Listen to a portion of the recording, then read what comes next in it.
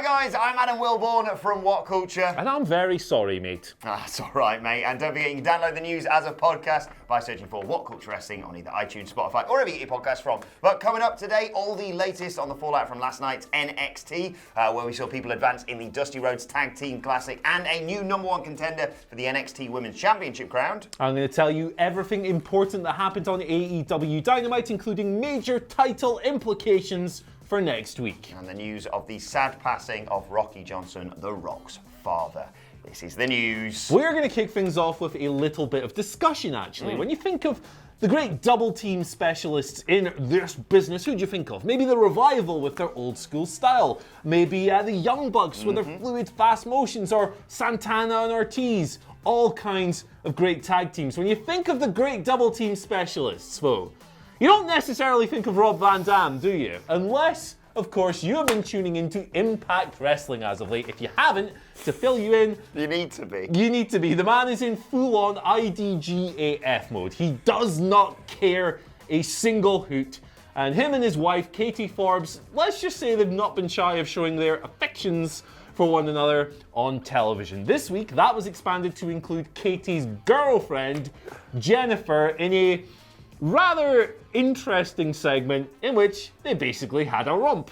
Rob Van Dam was celebrating his win at Hard to Kill. He was in a good mood. He was saying, don't be mad just because you don't have my life. His ladies were there. They were in various states of undress. Various body parts were blurred out. There was whipped cream. There was kissing. There was certain suggestions of things that were about to happen. Filth. Stuff your dad. Yeah, filth. Stuff your dad doesn't want you knowing about, basically.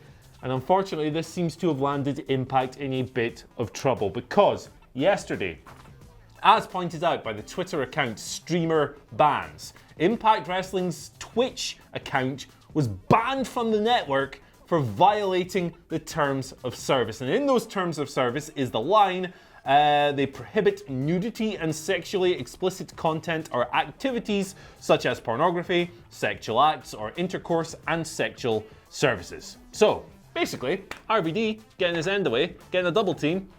He's got Impact banned from Twitch, mate. This isn't weird, this, because, you know, they showed the whole effing show, but not the whole effing show. Hey. But, I mean, we all saw that segment, and... I mean, it's kind of understandable, really, isn't it? Yeah, you can see why that would violate the terms that Twitch have in there. I'd love to have been a fly on the wall on whoever runs Twitch. I'll just check on what Impact's doing. I wonder what match is going right. Oh my God! Jesus Christ.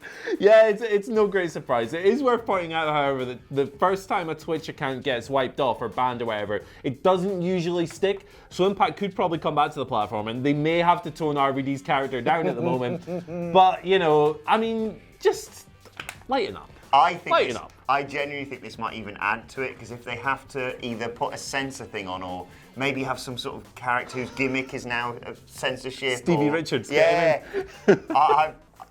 I mean, I am fascinated for obvious reasons about this angle and how it goes now with the subsequent reaction from Twitch. What a bizarre situation, right? Impact Wrestling banned from Twitch because Rob Van Dam filmed a bongo movie with 2 women in 2020. I also like the fact that this is the first news story, it's our lead news story. The day after, AEW and NXT combined probably had one of their best ever shows. Like, they were Best just Wednesday phenomenal. ever. It was so good. Right, let's talk about what happened on NXT, because there's so much to get into.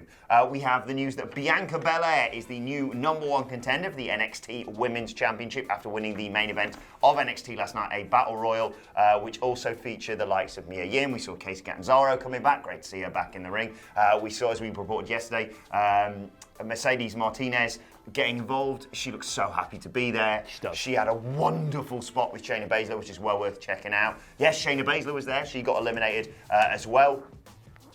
We had the final 2 was Bianca Belair and Tegan Nox was eliminated by Dakota Kai, of course, which was spectacular. Final 2 though, Bianca Belair, Io Shirai. Bianca Belair eventually eliminated Io Shirai. She is the #1 contender.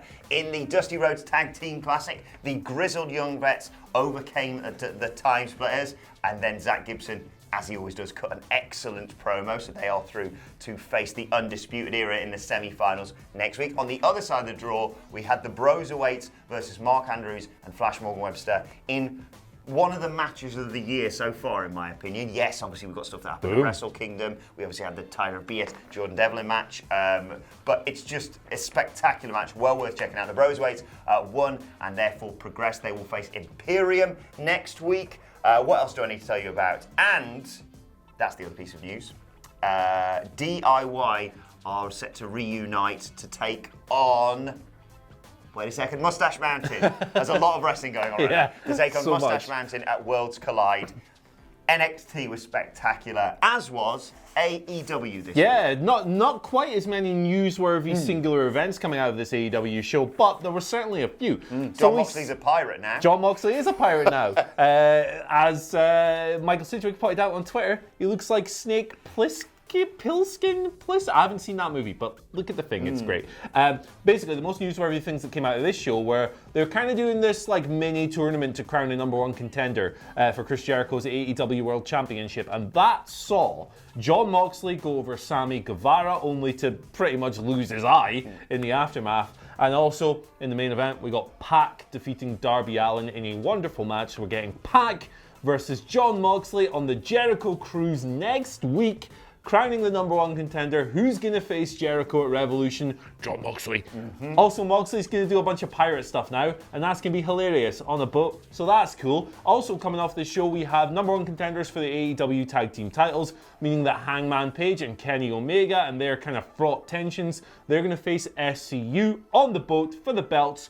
Cool. And also, Cody, my main man, my boyfriend apparently. And a man who looks spectacular dressing as Miami Vice. Don Johnson, eat your heart out, man. Oh! Cody has called MJF's bluff. He has accepted the stipulations. He's going to take the lashings. He's not going to lay a hand on MJF until Revolution. They're going to have their match at the pay-per-view. And also, Cody is going to face Wardlow in AEW's first ever cage match on February 19th. Lots of cool stuff coming out of this show. The beach stuff looked cool. But what the hell is that show going to look like on a cruise? I can't wait to see it. I have genuinely no idea what to expect, but I cannot wait to talk about NXT and AEW with the Dudley Boys later on. You can download that and listen to it as a podcast later on today. But now we have to transition, unfortunately, into some very sad news. You may have heard this coming out last night or overnight. There was respects paid to Rocky Johnson on both AEW and NXT. But Rocky Johnson, The Rock's father, has unfortunately passed away at the age of 75. The Cauliflower Alley Club's Twitter feed made the news public yesterday, with the group's Brian Blair, a close friend of Johnson's, stating that the Soul Man had fallen ill over the past couple of weeks. Now, of course, Rocky Johnson, a legend of the industry, more than just The Rock's father. He was the first wrestler of his race to win the WWE Tag Team Championships alongside Tony Atlas in 1983. He was inducted into the WWE Hall of Fame in 2008. He was a truly groundbreaking wrestler. We chuck the word legend around a lot, but he was a real legend of the industry, and his is a great loss. Yeah, really, really tragic stuff yesterday to hear about this. Rocky Johnson, I mean, if you just look at pictures of the guy was absolutely stacked, well known for his impeccable physique and his mix of power and athleticism back in the day when big guys were typically big lumbering stiffs. Rocky Johnson had this really spectacular high-arcing dropkick, kind of like Kazuchika Okada does today. And as you said, the first wrestler of his race to win that belt in WWE, also to win a major championship in Georgia. He was a top-drawing wrestler in the Tennessee territory, working feuds with the likes of Jerry Lawler, and of course inducted into the WWE Hall of Fame in 2008. Horrible situation, and our thoughts and prayers go out to his family and friends during what is surely an awful time. Yeah, dreadful stuff. Right, let's move on to your Twitter questions. At WhatCulture WWE, of course, if you want to get in touch with us. Ben Wilson asks, should WWE bring back Royal Rumble qualifiers? So superstars just declaring themselves is anticlimactic, and says that there's lots on the roster. There's lots on the roster who don't even have a chance to main event WrestleMania, which should be the dream. But also, fill some TV time. I like that idea. Yeah, absolutely. 10 minutes of TV time a pop, number one. Number two, makes the Royal Rumble feel a bit more prestigious because you have to beat someone to qualify. Number three, get some cool people who don't make TV a lot in little matches. Get them some shine, even if they lose. Be cool stuff. I think it's a really good idea. Look, a lot of the people who qualify for the Royal Rumble are going to be a given. If you see, I don't know, Randy Orton in a match against someone, you'll go, yeah, they'll probably put Randy Orton in there because it's Randy Orton. And yet, you should make those matches akin to when you see someone like AJ Styles or Finn Balor or someone like that go up against Brock Lesnar. You know they're not going to win. Yeah. But what if they win? Right. Like that, basically. And then occasionally, because you can have shock wins over. You can build storylines from it. Of you derailed my chance of going to WrestleMania this year, so that's why I turned heel or did this. That's why I put your head through a car window. Exactly. I think it's a great idea, Ben. Right, Parth Sathawane, I do hope I got that right. I do apologise if I got it wrong, Parth, says, which of the current factions in WWE or AEW would you like to see continue by continuously adding new members and leaders like the Bullet Club? Ooh, like a legacy stable that goes on for 4 or 5 years. It's an interesting one because I'm not terribly sure that actually would make sense for a lot of these stables, because the Inner Circle works because it's Chris Jericho's Inner Circle. It's the dudes, the meat shields he has surrounded himself with. The Undisputed Era works perfectly as those four. They're so snotty together. If there is even the OC are like, it plays on their history in Japan and stuff, so it doesn't make as much sense to just add some random person. If there's one thought at the moment, it's probably the new Seth Rollins faction, right? Yes. I mean, it's early days and so forth, but you can easily see the Monday Night Messiah booting people out when he gets fed up with them, bringing people in, maybe getting ousted at some point because he's such a bell, bringing a new leader in. I could see that for them, even though it's early days. You know, we were talking about a name for that faction the other day. Yes. Did I tell you I've come up with one?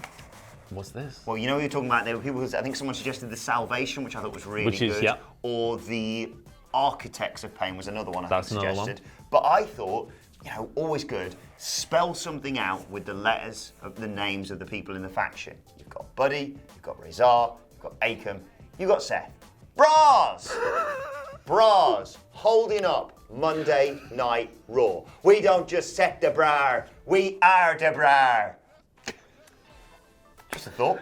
Eric Vasquez gives us our final question of today. Good old Eric. Saying, so will we get an elimination tease from Ray and Dom on Brock in the Rumble? Oh, that'd be really cool, actually, wouldn't it? Oh, what's Dominic doing in the front row? Oh my God! Oh, Brock Lesnar's noticed him. Oh, Ray's in the ring. Yeah, that'd be cool. It'd be nice. It'd be cool to see them try and gain some kind of measure of revenge on Brock after all he's done to their family and so forth.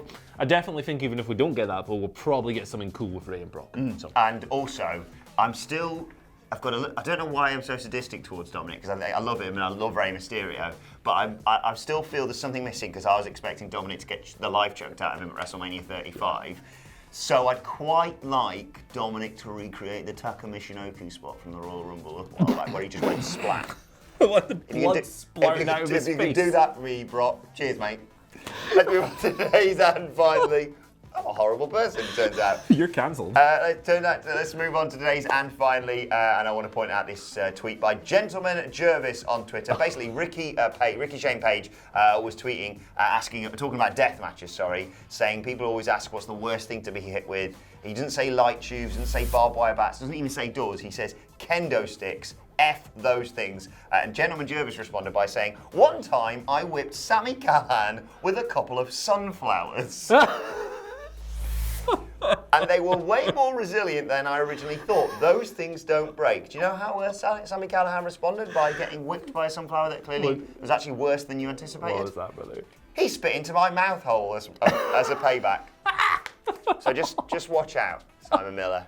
Was facing Sami Callihan over WrestleMania weekend. Indie wrestling never changed, man. I love it. Wow. Right, let us know your thoughts on that and all today's news stories in the comment section below. Don't forget to like, share, and subscribe. And subscribe to WhatCulture Wrestling on either iTunes, Spotify, or wherever you get your podcasts from for daily wrestling podcasts. As I said, myself and the Dadley Boys will be reviewing the Wednesday Night War and getting very excitable a little bit later on today. Plus, let us know your thoughts and Twitter questions on Twitter at WhatCultureWWE. Watch there, follow both of us. You can follow him at Andy H. Murray, and today's H stands for comes from the comment section. So thank you, Alex Ebden, for hugging post-coitally with Cody.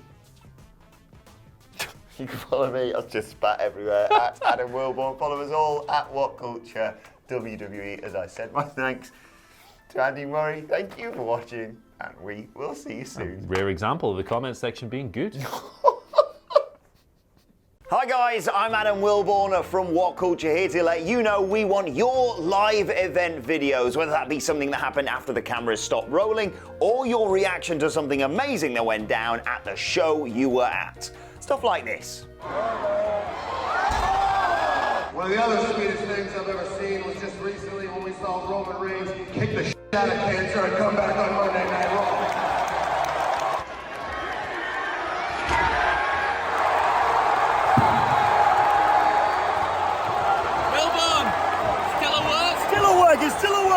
So make sure you send them to us in all the usual ways. You can tweet them at us, you can send them to us on Facebook, you can email them to us. Hell, if it's your sort of thing, you can stick them on a memory stick and post them to WhatCulture. But the one thing you need to remember is good, bad. Thanks for watching. Bye.